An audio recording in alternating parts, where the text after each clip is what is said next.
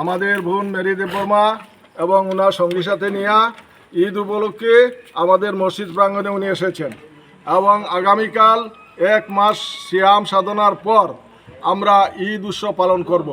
এই ঈদ উৎসব হবে এ রাজ্যের জাতি উপজাতি সংমিশ্রণে মিলনের পীঠস্থান এই ত্রিপুরা। আমরা দীর্ঘদিন যাবৎ এ রাজ্যে যেভাবে শান্তিতে বসবাস করে আসছি, আমাদের মধ্যে ঈদ শান্তি বয়ে আনুক এবং সবে মিলে আমরা আনন্দের অংশীদার হব।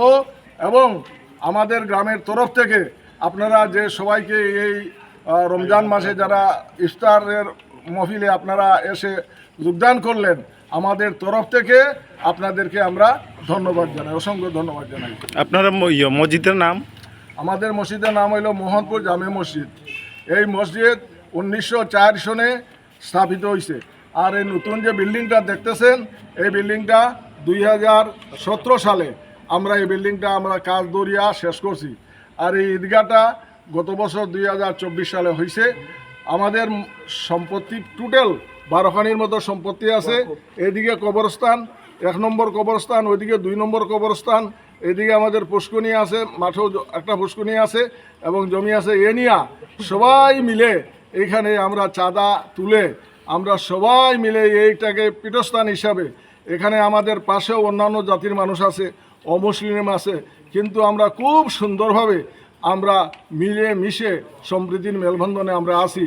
এবং আগামী যে দিন কাল যে ঈদ হবে, এই ঈদেও আমরা এই শুভেচ্ছা শান্তির বার্তা দিতে চাই।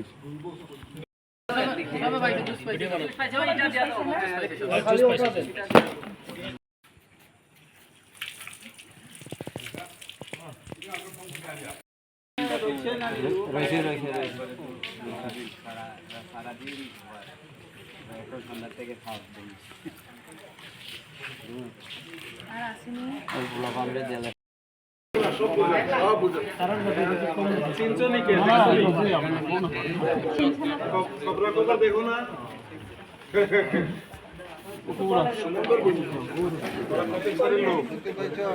না সমাজে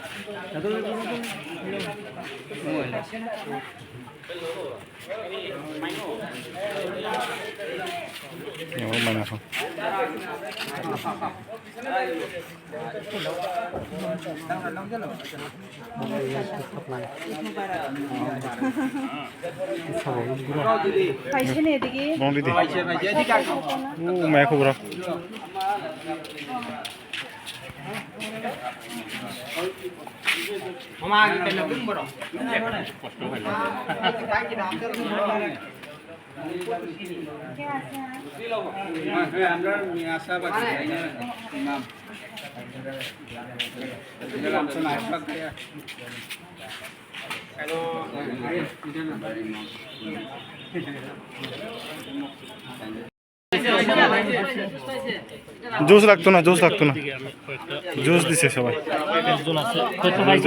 মিষ্টি।